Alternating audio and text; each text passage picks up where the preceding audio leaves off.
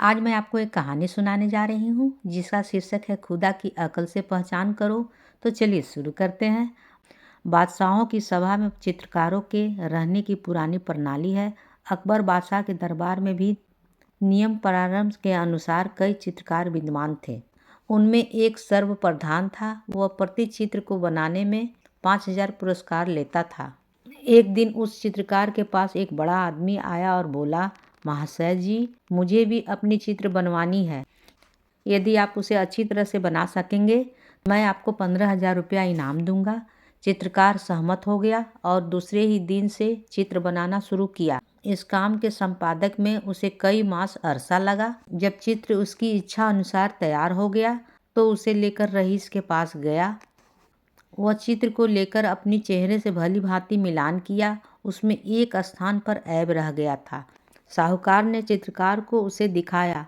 वह विवश होकर दूसरा चित्र बना लाने का वचन देकर खाली हाथ लौट गया और फिर से चित्र बनाना प्रारंभ किया। इस बार पहले से भी अधिक तात्पर्य से चित्र तैयार किया। उसका विश्वास था कि इस मर्तबा साहूकार को चित्र पसंद आ जाएगा। दूसरे दिन फिर चित्रकार को लेकर साहूकार के पास पहुंचा और पुरस्कार का दावी हुआ। भले मानस ने चित्र का फिर से मिलान किया, फिर भी उसके गोड़ में ऐब रह गया था। इसी प्रकार सेठ और कई बार चित्रकार को मूर्ख बनाकर लौटा चुका था। मनुष्य अपनी कामयाबी के लिए बार बार परिश्रम करता है। जब करते करते थक जाता है तो उसकी हिम्मत टूट जाती है और फिर उसके किए वह काम नहीं होता। इसी प्रकार वह चित्रकार भी अपनी नाकामयाबी से हताश हो गया। अपनी अपकीर्ति जन समुदाय में बढ़ने के भय से गंगा में डूब मरने का संकल्प किया। जिस समय गंगा तट पर वह पहुंच गया, आत्मविसर्जन का उपाय सोच रहा था।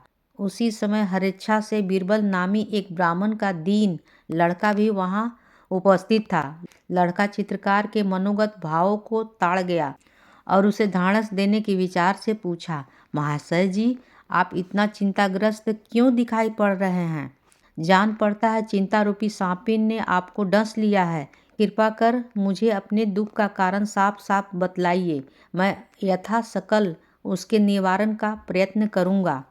बालक के ऐसे विनम्र वचनों से चित्रकार की जीवन आशा पूर्ण जागृत हुई और अपना दुखद समाचार कहकर सुनाया। लड़का बोला, आप इस थोड़ी सी बात के लिए इतना अधीर क्यों हो रहे हैं? धैर्य धारण कीजिए, मैं उसका संदूक चित्र बना दूंगा और फिर उसे ऐसे ऐब का अवसर न मिलेगा। केवल थोड़ा और परिश्रम कर मुझसे उसका साक्षात्कार करा दो। चित्रकार लड़के को साथ लेकर उस रईस के पास गया। बीरबल उस रईस को फांसने के लिए रास्ते में ही एक तरकीब सोच चुका था। वो बाजार से एक शीशा खरीदकर अपने साथ लेता गया। चित्रकार को देखकर उस रईस ने पूछा, क्या दूसरा चित्र तैयार हो गया है? बीरबल ने उत्तर दिया, हाँ, तैयार करके लाया हूँ। चित्रकार ने आगे बढ़कर रईस को अपना दर्पण दिखाया। दर्पण में रईस को अपना स्वरूप ठीक ठीक दिख पड़ा। फिर उसे आनाकानी करने की कोई तरकीब नहीं सूझी। लाचार होकर कौल के अनुसार 15,000 रुपये देने पड़े। चित्रकार बीरबल की ऐसी युक्ति से बड़ा संतुष्ट हुआ। अगर कहानी अच्छी लगी हो तो प्लीज़ लाइक, शेयर और सब्सक्राइब ज़रूर कीजिएगा। कहानी होती है समाप्त।